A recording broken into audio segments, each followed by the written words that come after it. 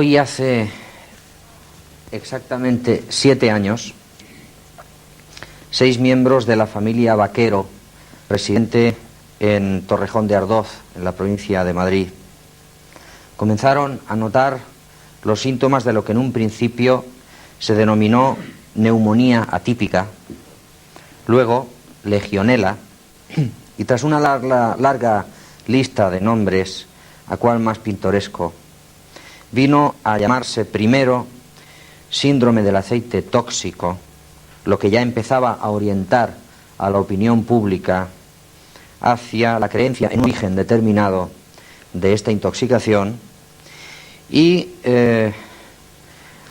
luego, y así lo conocemos ahora, síndrome tóxico, simplemente.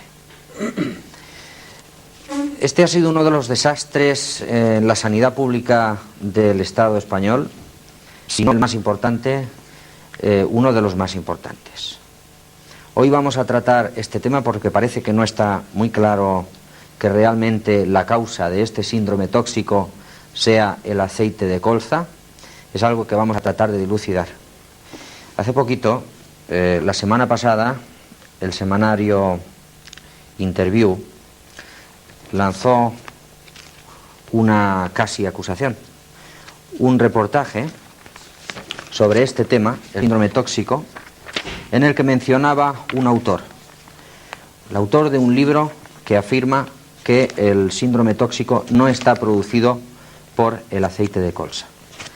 Hay otro libro también, este autor es Andreas Faber-Kaiser, que hoy está aquí con nosotros, y este libro es Pacto de Silencio. Hay otro libro también en Alemania, escrito por una alemana, una súbdita alemana, Gudrun Greunke, que vive en España desde hace más de 20 años y que parece que conoce bastante bien. Los titulares del semanario Interview exactamente dicen: tras un año de sesiones, se refiere a los juicios por el síndrome tóxico, tras un año de sesiones, el aceite todavía no es el culpable. Es decir, no se demuestra que sea el aceite el culpable.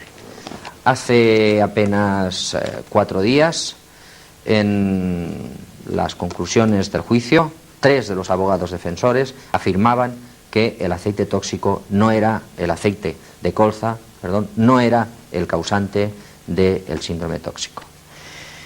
Vamos a tratar de dilucidar en la medida que nos sea posible, ayudados por el autor del libro Pacto de Silencio que tenemos aquí, la realidad de este fenómeno. Buenas noches, Andreas. Hola. Andreas Faber-Kaiser es licenciado en Filosofía y Letras, especializado en investigación de aspectos de nuestra historia que los poderes establecidos intentan ocultar. Estoy leyendo la contraportada del libro.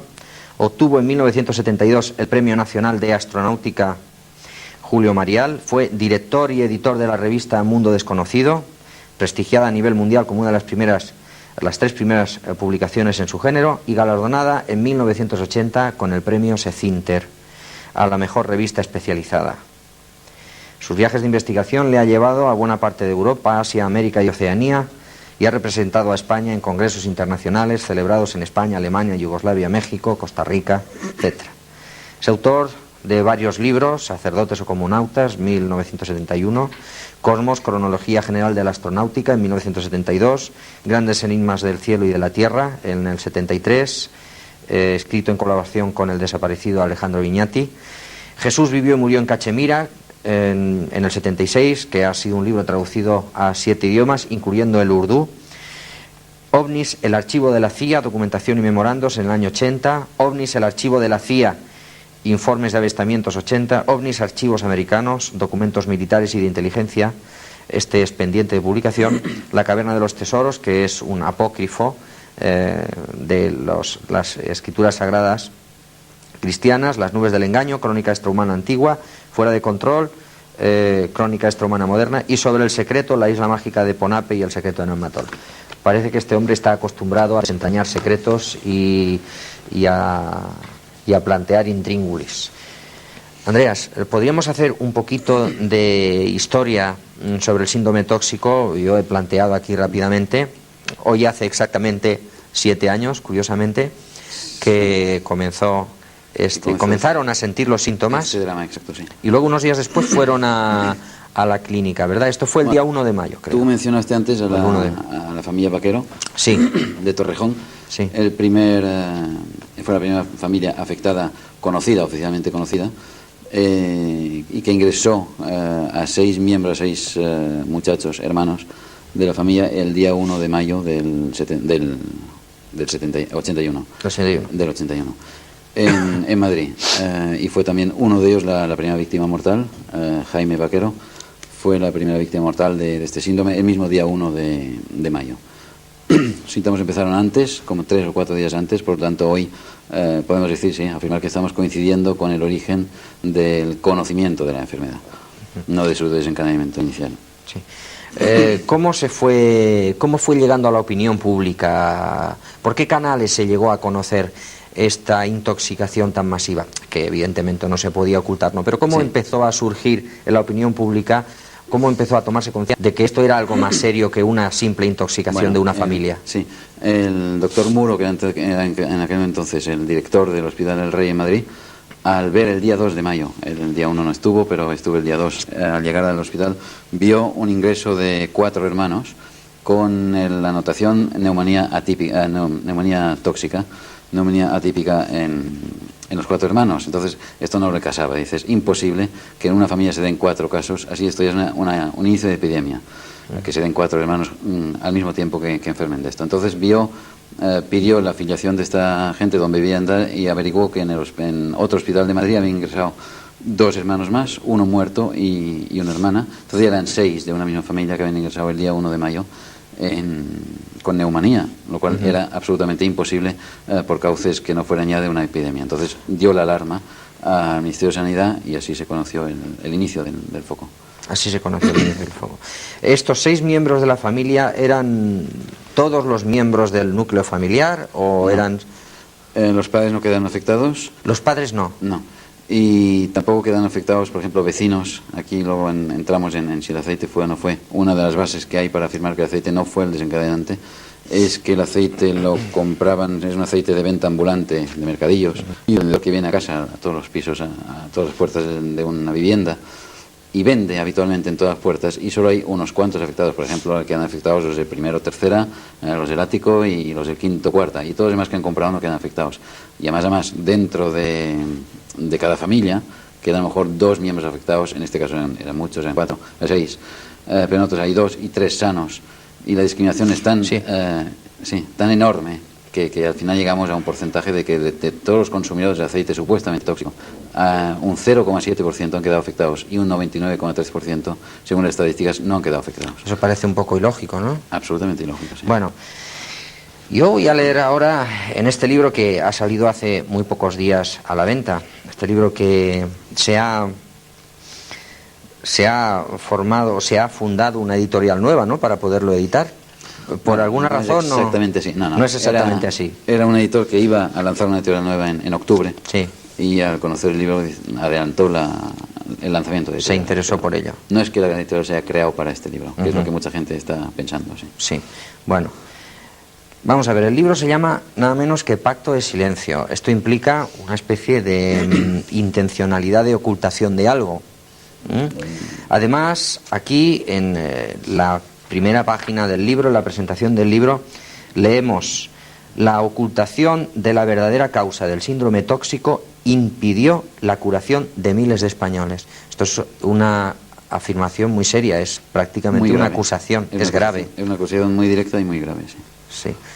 Y luego en la contraportada leemos nada menos: la ciencia a los 3 meses ya sabía que no podía ser el aceite de colza. A los 8 meses ya sabía cómo curar a los afectados. Y sin embargo hay 25.000 afectados. Más de 25.000. Más de 25.000. El poder acusa y encarcela a los industriales del aceite de colza y oculta a más de 25.000 enfermos la posibilidad de su curación. O sea, oculta a más de 25.000 enfermos. Oculta. Bueno, lo explico un poco.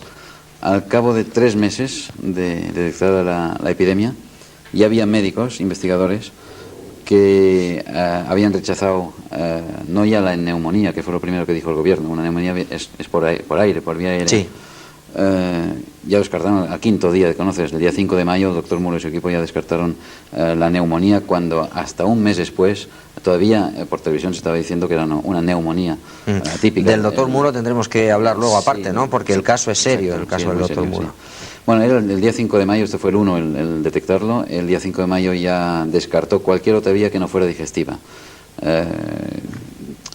La de respiración, de inhalación, era imposible porque habían quedado afectados todos los miembros de la familia y todo el sector de población que vivía en el sector afectado. Entonces era imposible que afectara a dos personas y en la misma habitación a otras no. Bueno, son una serie de conclusiones largas de explicar aquí, no sí, en todo están caso, muy claras en el libro, pero bueno, el día 5 ya llega a la conclusión de únicamente puede ser vía digestiva. Y poco tiempo después ya hace predicciones de dónde hay casos nuevos. Todo esto lo comunica día por día al Ministerio de Sanidad y ese Ministerio de Sanidad no hace ni caso de sus observaciones. Además, en el libro no solamente está toda la investigación que has llevado a cabo, sino que están los documentos en facsímil. Exacto, sí. Las cartas enviadas, firmadas por supuesto, las actas notariales, estadísticas realizadas, o sea, está toda la documentación que respalda todo lo que se afirma en este libro. Exacto, sí. O sea, que estas afirmaciones están respaldadas por documentación oficial. Que consta además, encima de la mesa del gobierno consta desde el principio, desde el año 80, que sabiendo que se puede curar y cómo curar, no se cura a la gente. Bueno, eso me están poniendo casi los pelos de punta, ¿no? Esto es grave. Lo que es grave es que haya pasado, que haya 25 millones afectados, es igual que sean españoles o no españoles, humanos, y que esto puede volver a pasar en cualquier momento si no nos alertamos todos y denunciamos esta historia. ¿Que puede volver a pasar? ¿Qué quiere decir? Que esto puede volver a pasar hoy, yo puedo comer un tomate o otro fruto mañana y volver a coger lo mismo, y tú también, y los espectadores. Esperemos que no, nadie, no por mí solamente. Hubieron muchas tesis, creo que es obvio ahora, ya no es necesario plantear, hubieron muchísimas tesis, se dijo pues eso, que si fue la neumonía, que fue el aire, neumonía, si fue el micoplasma, si eran unos pájaros, si eran unos pinos en la sierra. Vinieron americanos a hacer todas estas comprobaciones, llegaron a estas conclusiones. Y contra estos americanos ya hay querellas interpuestas hoy en día en Estados Unidos, contra el gobierno americano también, por falso testimonio, porque todos ellos iban enfocando el tema hacia el aceite de colza a raíz, al parecer, de un telex que llegó aquí al gobierno todavía en mayo, diciendo que se tenía que apuntar hacia el aceite de colza como causante de epidemia. Bueno, entonces cuando Muro ya dejó a investigar el aceite, también lo tuvo en su abanico de posibilidades, pero lo descartó un día antes de que el gobierno empiece a sospechar del aceite. O sea, cuando él volvía a su investigación, el gobierno iba. Y bueno, hay todas estas las que quieras. Y esto con el agravante de que los médicos que iban diciendo lo que realmente era, pues eran ignorados. Comunicaban diariamente al Ministerio de Sanidad sus hallazgos y por dónde había que investigar, y bueno, fueron acallados y separados de sus cargos. Por ejemplo, Muro fue despedido de su cargo de director del Hospital del Rey por decir que era vía digestiva, no por decir que no era aceite, sino por decir que era vía digestiva el día 15 de mayo, a los 14 días de... El doctor Muro incluso llegó a ingerir el aceite, ¿no? O al menos eso se dijo. No lo puedo afirmar. No, lo que parece que experimentó es con el producto realmente causante del envenenamiento, con los pesticidas. Pero no lo puedo afirmar. Lo que sí puedo afirmar es que, por ejemplo, afectados de Fuenlabrada han tomado el aceite precintado por el gobierno como tóxico, lo han tomado ellos en sus casas para demostrar que no es, y se han ofrecido ante el juicio, ante el jurado, a ingerir este aceite para demostrar cualquiera que esté precintado, que les traiga del gobierno una garrafa precintada como tóxico, que se lo toman y no pasa nada. Y el aceitero Salomó, de aquí de Reus, también se lo tomó y también está dispuesto a tomarlo. Se ofreció ante el tribunal a tomarlo y se lo negaron. ¿Por qué afirmo antes, decías lo de las curaciones?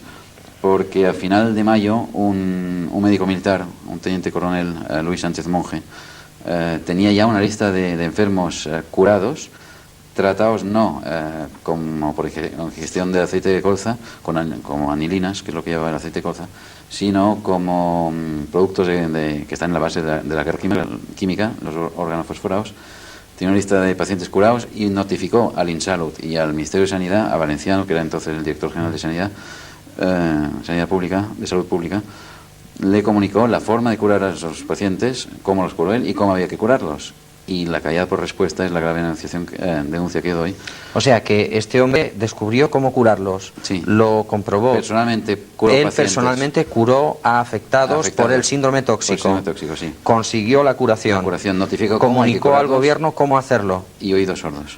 Y el gobierno hizo oídos sordos, Oídos sordos, sí. y hasta hoy no se ha... Es más, él en el juicio ahora sí que declaró la forma de curarlos, una vez más, la forma en cómo curaban a los enfermos, que a mí literalmente me dijo, esto es una chorrada, el curar a los enfermos es una chorrada. Es una tontería, Una ¿no? tontería, sí. Y bueno, a explicar cómo perdón, se le citó... un momento, quiero puntualizar.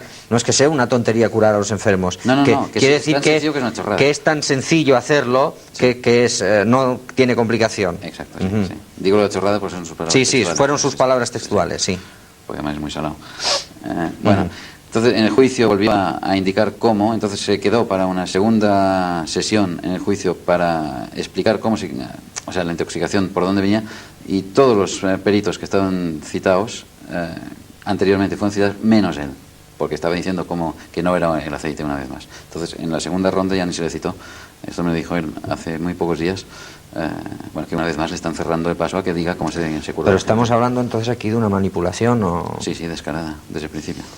Vamos a ver. La tesis del gobierno exactamente, la que dice que el causante del síndrome tóxico es el aceite de colza, ¿en qué se apoya? ¿En qué argumentos se apoya? Al detectarse... Bueno, Lo ideal auténtico... sería tener hoy aquí un... No, te explico rápido. Bueno, quiero decir, lo ideal sería tener aquí una parte del Ministerio de Sanidad que dice que es el aceite de colza, ¿no? Al detectarse la enfermedad se dieron cuenta, claro, de lo que era. Entonces, como el producto auténtico ingerido, tóxico, estaba en la ensalada, que esto fue fácil de detectar por los enfermos, o sea, por dónde habían comprado sus productos, sus mercados, y lo que tenían todos en común es la ensalada. Entonces, en la ensalada, aparte del producto que realmente causó la intoxicación, que son los tomates, había aceite. Entonces se buscó cómo culpar. Y como había un comercio fraudulento de aceite, en aquel momento, bueno, desde hace 20 años. Igual que se vende cantidad de cosas a granel y naranjas. Exacto, sí. Pues era fácil achacar la intoxicación a esto. Al menos quedaba disimulado y no se indicaba el auténtico origen. Entonces explico un poco la historia del aceite. Hay un aceite que se importa de Francia, aceite de colza, que en sí es bebible, es absolutamente digerible por el ser humano. Entonces, como entra con aranceles muy bajos de importación, porque va destinado a uso industrial, se le pone un tinte para que tenga un aspecto que a nadie le apetezca tomarlo, ingerirlo. O sea, ya por el aspecto ya no lo tomas. Y esto son las anilinas famosas en que se basa el gobierno, que las anilinas son tóxicas. Entonces, una vez en España, importado con este arancel bajo, los aceiteros, que aquí sí puedes hablar de mafiosos, porque realmente esto es una mafia montada de comercio de aceite, las anilinas, y le volvieron a devolver su color de aceite, le añadieron algún aceite de semillas aquí. Depuraron, vamos. Depuraron, exacto. Y lo volvían a vender como aceite, claro, más barato que el de oliva, era una buena competencia, pero bueno, absolutamente bebible, no había ningún tóxico ahí dentro. Esto todos los laboratorios de Europa y de América, que son muchos, que los aporto además en el libro, han evidenciado que no hay tóxico en este aceite. Entonces el gobierno dijo que las anilidas que se forman al calentar el aceite para quitarle la anilina, el tinte, eran el tóxico. Bueno, te vas a los manuales de medicina japoneses y la anilida no solo no es tóxica, sino que cura, por ejemplo, el colesterol. Y bueno, la historia está la que quieras. Entonces, esto es la teoría del aceite. Hay 1000 ejemplos de cómo han falseado los datos para inculpar el aceite y que no es por nada, no es que les tengan manía los aceiteros, sino que necesitan un chivo expiatorio para que no se dé cuenta nadie de lo que realmente fue. Vamos a ver, yo quiero recordar a los telespectadores que tenemos unos teléfonos a su disposición, luego los veremos impresos en pantalla. De momento les puedo decir el 726-2208, el 726-2208, y otro teléfono más que veremos impreso en pantalla, que está a disposición de ustedes para quien quiera ponerse en contacto con Andreas Faber-Kaiser, que está hoy con nosotros en directo y que responderá que ha hecho una investigación sobre este asunto del síndrome tóxico, que creo que tiene la importancia suficiente como para que aquí nos hagamos eco de él, que aquí se está diciendo que el aceite de colza no es el causante, Pero lo más grave no es que se esté diciendo que no es el causante un elemento cualquiera, sino que se conoce la forma de curar a los afectados y no se les cura. O no se les curó en su momento, No, cuando se podía. No sé si ahora se puede. Le pregunté hace, o no. en marzo-mayo del año pasado a este médico militar que supongo que esta curación era entonces, que hoy en día ya no había solución. Y para mi sorpresa me dijo, no todos, pero hay todavía pacientes que hoy tendrían si no una curación total, sí una mejora sensible si se aplicase el medicamento correcto. Bueno, y ahora vamos a... Dime.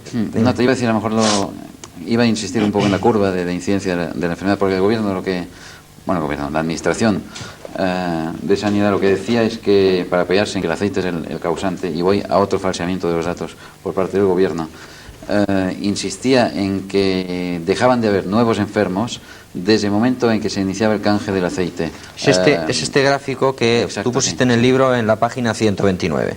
Sí. Ellos argumentan, desde el día 30 de junio del 81, momento en que se inicia el canje del aceite tóxico, que supuestamente tóxico, por aceite puro de oliva, que esto fue un canje gratuito del gobierno, sí. Desde aquel momento empiezan a decaer la entrada de enfermos en hospitales, por lo tanto el aceite es el vehículo tóxico.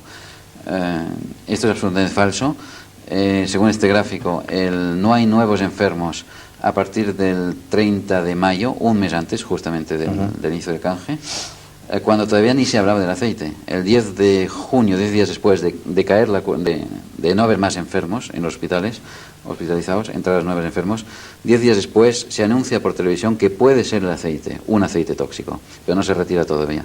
El día 17 de junio, 17 días después de ya no haber enfermos, se anuncia que habrá un canje futuro, pero la gente seguía consumiendo en su casa hasta el día 30 de junio, o sea, hasta un mes después de ya no haber enfermos. O sea que este argumento del gobierno, que es el más fuerte que tiene el gobierno, ha caído por su propio peso. Si entonces vamos a que los enfermos enferman antes de ingresar en lo que ingresan a los 6 o 7 días de haber ingerido el tóxico, nos vamos a un mes y una semana, a 5 semanas de desfase. Bueno, estoy leyendo junto al gráfico el abogado Juan Francisco Franco, al denunciar el 26 de octubre de 1987 ante el Parlamento Europeo las manipulaciones y falsedades, estamos hablando del año pasado, en octubre pasado, hace apenas 5 o 6 meses, las manipulaciones y falsedades habidas en la investigación epidemiológica del síndrome tóxico, dijo que la curva de incidencia de la enfermedad fue elaborada, esta curva de incidencia de la que hablabas ahora, utilizando cuantos artefactos fueron necesarios para hacer coincidir el descenso de la enfermedad con el anuncio a través de los medios de difusión de la culpabilidad del aceite. Todo esto es muy grave, pero vamos a ver, entonces, si no ha sido el aceite de colza, ni los pinos, ni una neumonía, ni nada de esto, ¿cuál es el causante real del aceite? Porque esta me parece que es la gran revelación de este libro. Sí. Bueno, no es revelación del libro, bueno, a mí me pongo en claro las muchas ideas que se han lanzado. Bueno, revelación del libro, ya sí, como libro. Parece que era una especie de verdad sabida Bueno, o de secreto a voces. Sí, es una combinación de 3 productos organothiofosforados, que dicho llanamente son pesticidas. ¿Qué quiere decir insecticidas? Para que se aplican a plantaciones. No por el aire, no con spray o con espolvoreando, sino a través de la raíz, o sea, es un insecticida que se aplica a la tierra, y o sea, entra con el riego, por ejemplo. Exacto, sí. O puede ser en seco, o sea, se abona, es como un abono para la tierra. Ah, bien. Se aplica a tierra, entra por la raíz de la planta, en este caso de tomates, se aplica a las solanáceas, al pimiento, por ejemplo, en este caso fueron tomates, entra en el fruto y con los jugos del tomate, en este caso metaboliza dentro del fruto y aumenta en 700 veces el tóxico inicial, que ya es tóxico, ya es veneno para el ser humano. Aumenta 700 veces la toxicidad y esto es lo que ingirieron los más graves, los murieron. Pero vamos a ver, esto, bueno, vamos a ver. Sí, sigue, porque yo tengo una pregunta que es importante. Hay diferencias de afectados. Sí. Porque el tomate es una planta que, bueno, quien conozca el campo sabe que se va creciendo la planta, va formando pisos de tomates. Sí. Y entonces los primeros que coges, los que van más tóxico, porque el tóxico todavía está metabolizando. Este tóxico dentro del tomate está previsto, según la fabricación del tóxico, para que metabolice en un tiempo prudencial el tomate y pierda toda su toxicidad, entonces puedes recolectarlo y comerlo y no pasa nada. Lo que pasa es que se recolectó antes de que se haya metabolizado todo este proceso. Ya.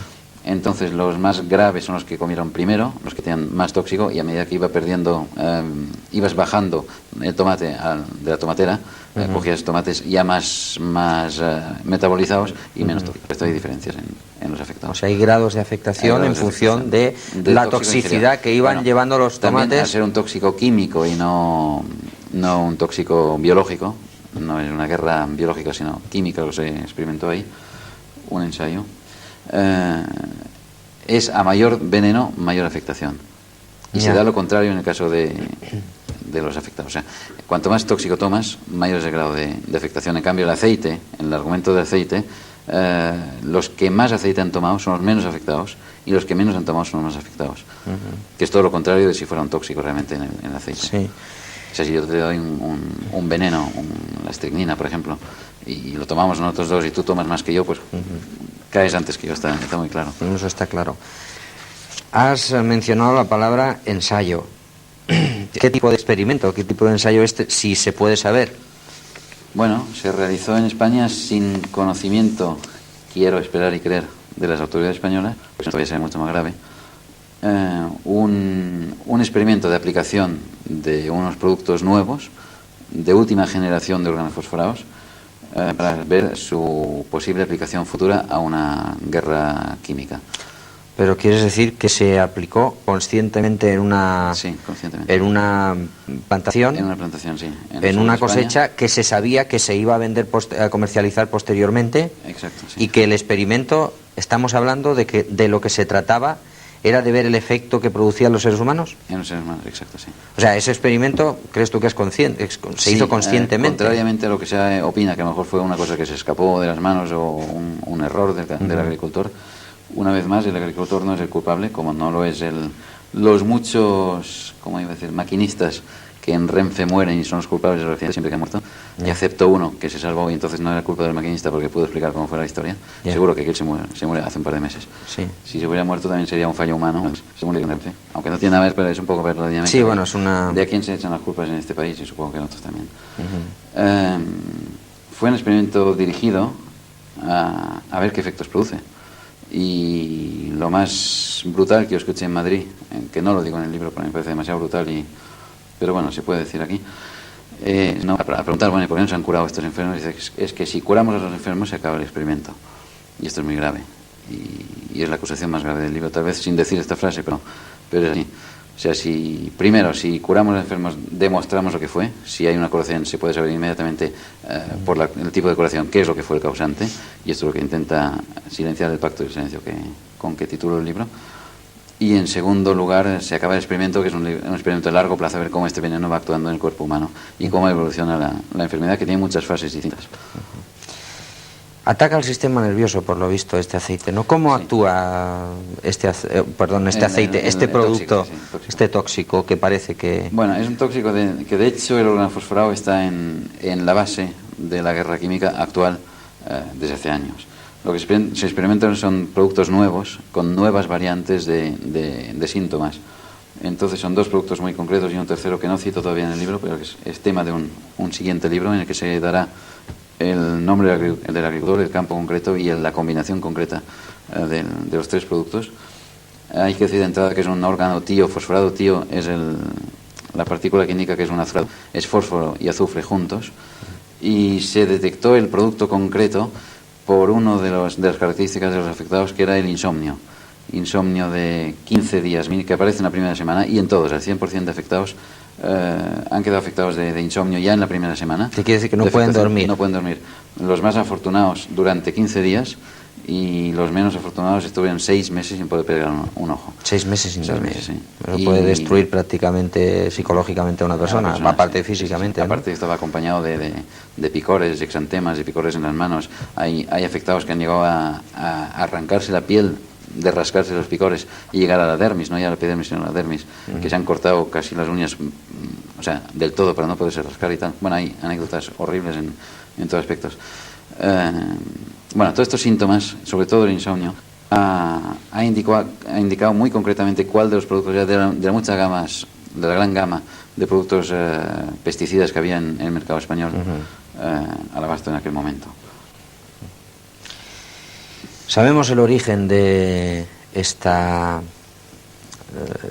la procedencia de este ensayo?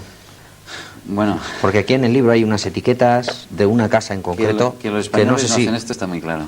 O sea, no es una casa española. No es un ensayo español, está en suelo español, sí, por unas circunstancias muy concretas y especiales de por qué se hizo aquí.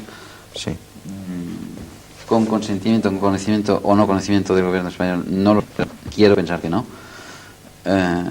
Además no hay pruebas en este momento. Que, bueno, Cambio 16, lo que me está señalando. Cambio, es que te estoy señalando. Aquí hay un titular de Cambio 16. Sí, salió con una portada hace ya años, en 85, creo recordar. Sí. 86, no sé. Bueno, concretamente... Una portada que decía: un producto Bayer envenenó a España. Efectivamente, concretamente la portada del número 681 de Cambio 16, de la revista Cambio 16, para quien quiera documentarse, del 17 al 24 de diciembre del 84. Y el titular decía: escándalo colza. Según nuevas investigaciones, un producto de la casa Bayer envenenó a España. A raíz de esta portada y bueno, el artículo que había dentro, la casa Bayer inició una querella contra Cambio 16 y luego de repente cambió la querella por una oferta de una suma muy importante, que se va a los cientos de millones de pesetas, simplemente para que la casa... Para que cambie la revista. El grupo cambie de opinión y no insista en esta línea y culpe también el aceite. Sí, de todos modos, lo cual se logró. Lo cual se logró. Se logró. Se dejó comprar. Se dejó en aquel momento, sí. Se dejó de comprar. Bueno, aquí incluso... No es la única oferta. El doctor Muro recibió ofertas, no digo que de Bayer, no lo digo. Sí. Pero sí recibió ofertas. Primero una oferta de 20 millones para que deje, simplemente para que deje de investigar. Y al negarse recibió al cabo de 15 días una oferta de 200 millones que también se negó. Y bueno, al final murió.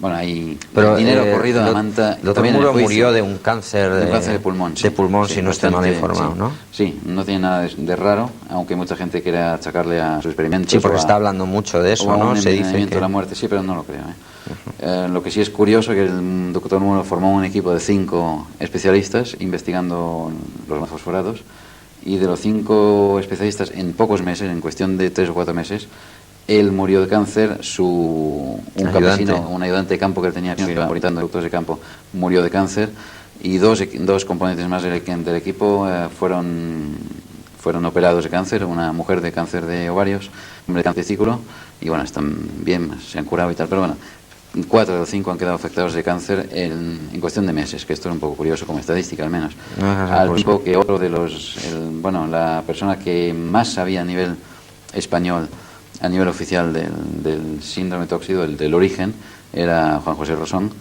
y que también murió pocos meses después de cáncer de pulmón también. Cáncer de pulmón, sí.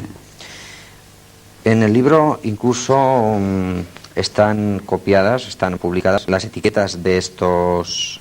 De los productos, de estos productos, ¿no? Hay nombres, no sé si... Sí, es importante porque en aquel momento se comercializaba... Productos helados, se ve que la etiqueta del mismo producto...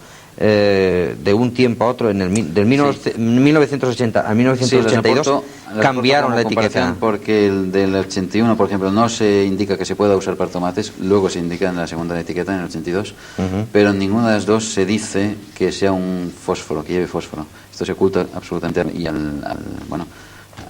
distribuidor mismo de Bayer. Y sigo diciendo que no necesariamente fue este producto de Bayer. Fue un producto de Bayer el que causó la epidemia, pero sí Bayer comercializa el único producto que en aquel momento podía causar esto en España, a menos que sea otro producto fabricado por otro laboratorio, pero idéntico en su composición a este. Y que no conozcamos. Y yo siempre he opinado que bueno, que la casa Bayer tampoco por esto tiene que ser responsable del cuidado, porque puedo comprar un coche de la casa SEAT, matar a alguien con este coche y no por esto la casa SEAT es la responsable, es el usuario el que ha usado esto.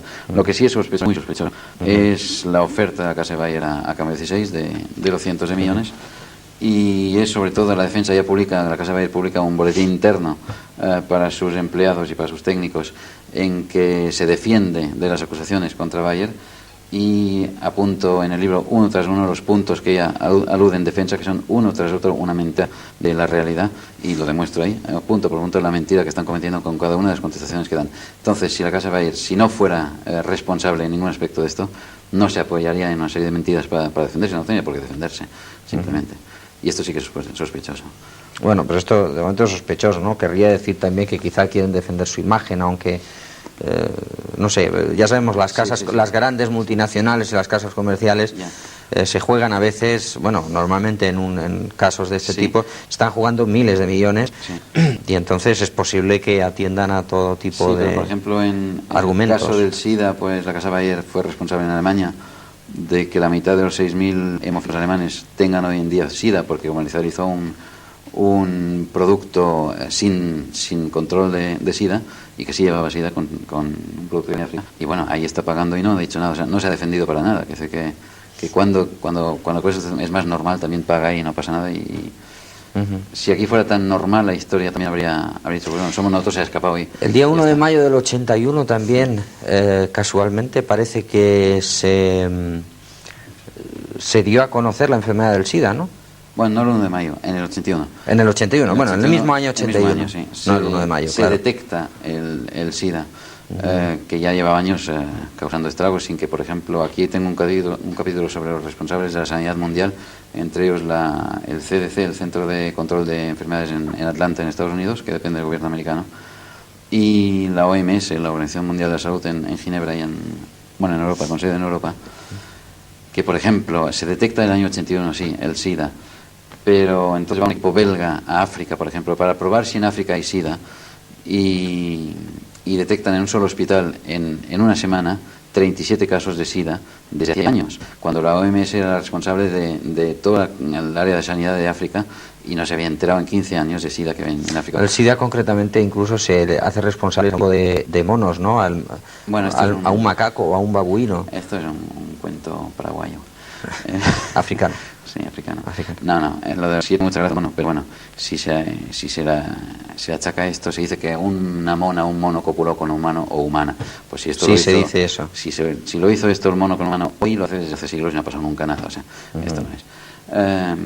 Se especula, hay 3 médicos y aporto el informe correspondiente, un informe elaborado por el CSIC en España, y no daba publicidad más que en una revista muy restringida. Un informe sobre el origen del SIDA, y hablan claramente y con bastante tino de 3 médicos, uno en Berlín Oriental, uno en Londres y uno en California, que los 3 coinciden en afirmar que el SIDA es un producto artificial creado por el ser humano a base de juntar un virus del ganado lanar, de oveja, con un virus de la leucemia del ganado bovino que se parece mucho al virus de la leucemia humano. Entonces hay la discrepancia entre bovino humano, pero bueno, que esto fue una manipulación en laboratorio de estos 2 virus y que fue lanzado dentro de un marco de guerra que se está dando, que dice que la guerra tradicional la guerra química y la guerra genética incluso existe, ¿no?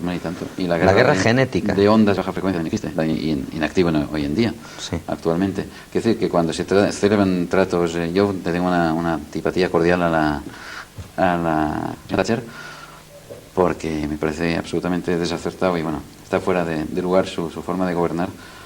Pero dijo una cosa muy interesante cuando se reunieron Gorbachev y Reagan en Estados Unidos y pasaron por Londres antes de su reunión y dice, bueno, pues como no decidan ustedes retirar las armas químicas con todo lo que estén firmando, no llegan a ningún acuerdo, porque ya pueden dejar de construir armas nucleares, que la guerra química es mucho más grave y es mucho más incontrolable y está mucho más extendida. Es decir, en Alemania, en el sur de Alemania, hay reservas bacteriológicas, ya no químicas, para soltarlas y exterminar a Europa en un día. Quiere decir que es mucho más grave que esto, que lo nuclear incluso. Esta guerra bacteriológica y genética parece que ya tiene una antigua tradición, ¿no? Sí, bueno, sí, muy antigua.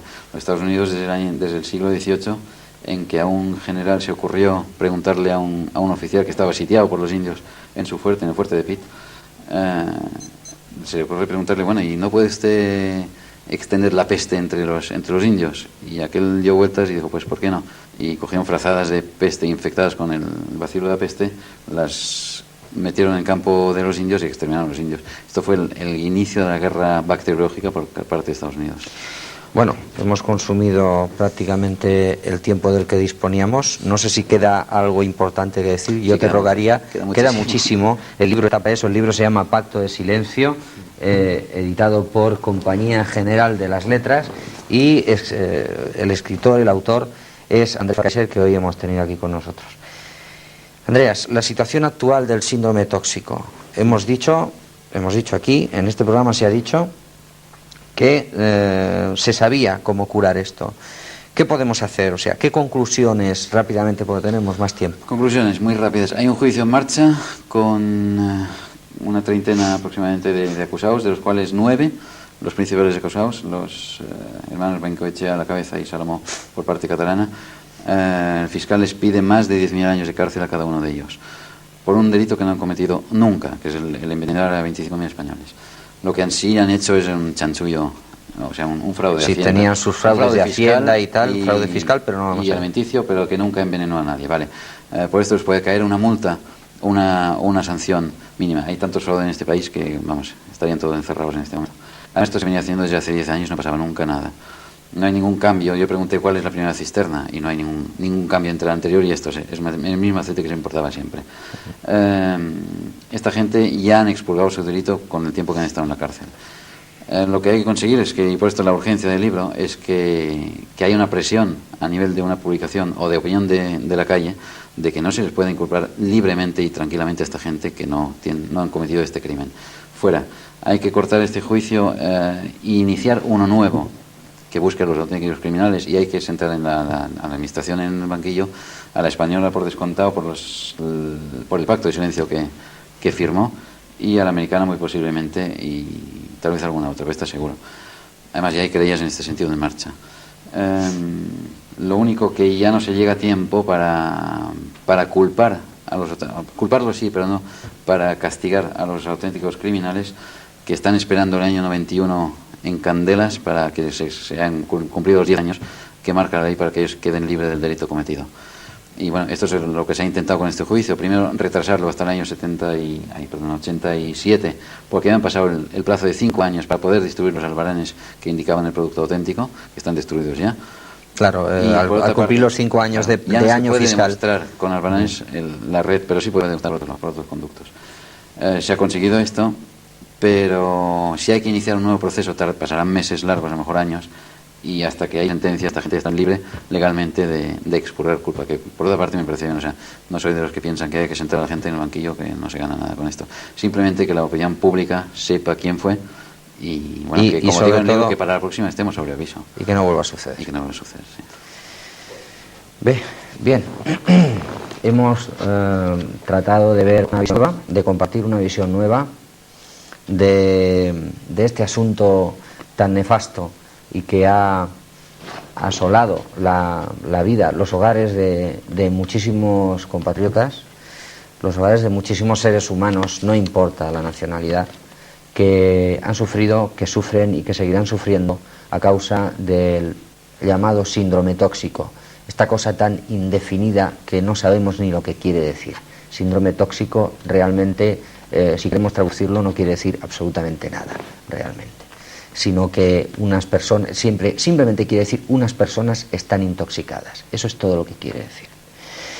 Esperemos que este libro, Pacto de Silencio, de Andreas Faber-Kaiser, sirva para, que ya está a la venta, sirva para esclarecer la cuestión, que si hay culpables sean castigados, que sirva no por castigarlos, sino para que se evite que se vuelva a repetir un caso como este, que son más de 25.000 los afectados por este síndrome tóxico, y que estas cosas no las tengamos que ver de nuevo, y mucho menos, si es cierto que ha sido intencionado, muchísimo menos por una causa como esta.